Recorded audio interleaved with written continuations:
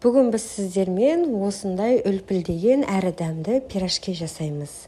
Бұл рецепті маған марқұм үлкен енем үйретіп кеткен болатын. Ал қарап отырыңыздар, сіздерге басынан аяғына дейін түсіріп алдым.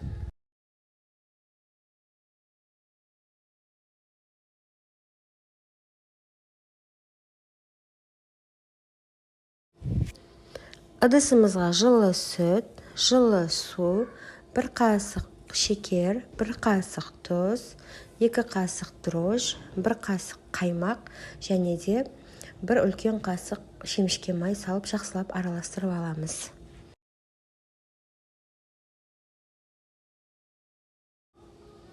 Оның үстінен ұн салып, жұмсақ қамыр илеп аламыз.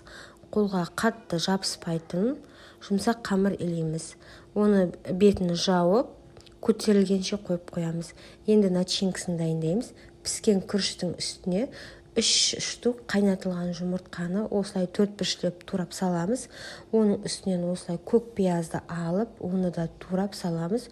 Үстінен кішкене тұз, кішкене қарабұшық қосып, жақсылап араластырып аламыз. Міне осындай болады түрі. Енді көтерілген қамырымызды алып, өзіңіз қалауыңызша бөліктерге бөлсеңіз болады. Маған осылай ыңғайлы болды, сол үшін мен осылай бөліп алдым. Барлығын бөліп, домалатып, дайындап аламыз.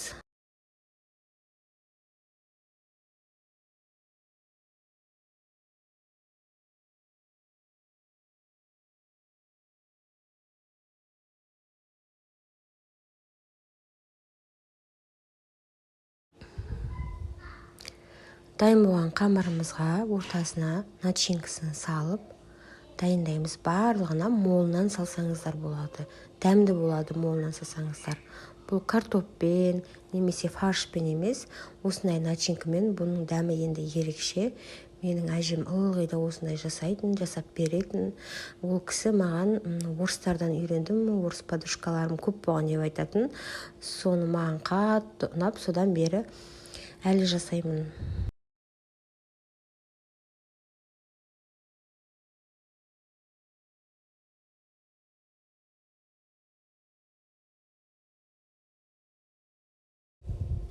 Барлығын осылай дайындап алып, бетінен күлеңкі жауып, 10-15 минутқа қалдырамыз. 15 минуттан кейін қамырымыз көтеріледі. Міне қызып тұрған табаға салып, 2 жағын қызарғанша пісіріп аласыздар. Қатты отқа қоймаймыз, орташа отта пісіреміз. Сонда ортасының бәрі пісіп әдемі болып шығады. Менің каналыма тіркеліп, лайк басып кетулеріңізді сұраймын. Және де қандай рецепттер көргіңіз келеді, жазып кетіңіздер комментарийға, бөлісемін. Міне біздің пирожкиміз дайын, өте дәмді, түрі де әдемі, начинкасы де мол, өзі жұмсақ, үлпілдеп, ауызда еріп тұрады, өте күшті. Дайындап үйге жасап балдарыңызға берсеңіздер болады.